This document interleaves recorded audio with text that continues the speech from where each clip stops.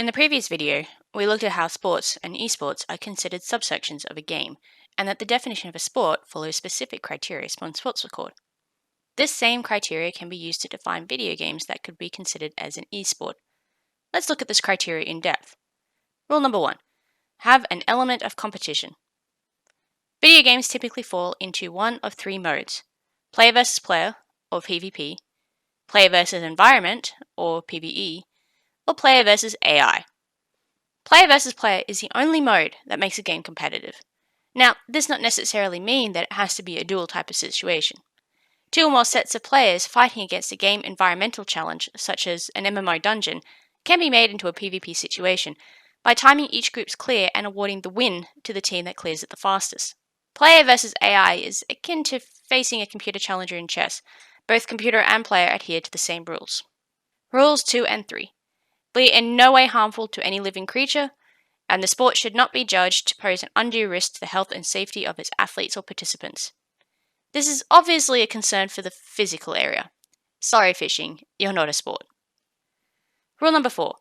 Not rely on equipment provided by a single supplier.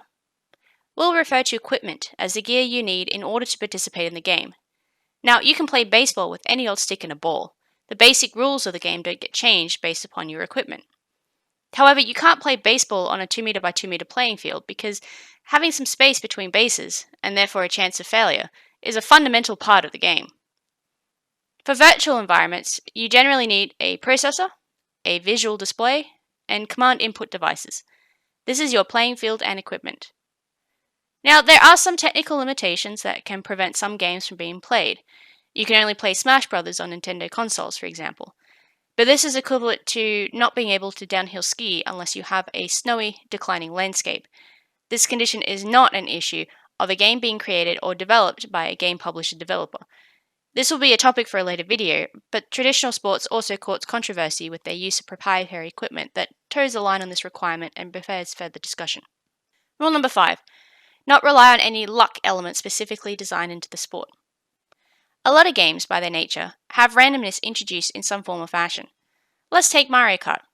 On its surface, it looks like an ideal esports candidate. It's a race to the finish line, with the first person to cross after 3 laps of the course to be the winner. See these boxes? You hit one and you randomly get an item that you can use to affect the outcome. That element of randomness is to help make the game fun. The game is not designed to make sure the most skilled player wins the race, as any player hit by a blue shell can attest. Similarly, all players should compete under the same conditions within the game environment.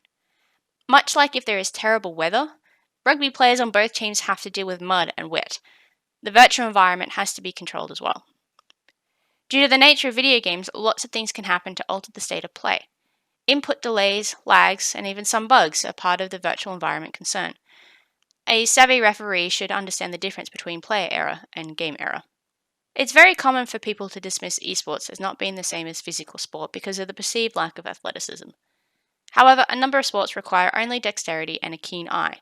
Same skills needed for competence in esports. Archery and shooting are examples. There's even a radio-controlled car racing sport. In other words, we shouldn't be separating sports and esports based upon physical prowess. In fact, there are a number of physical competitive activities that are commonly thought of as sports, but don't fit that classification. What are they instead?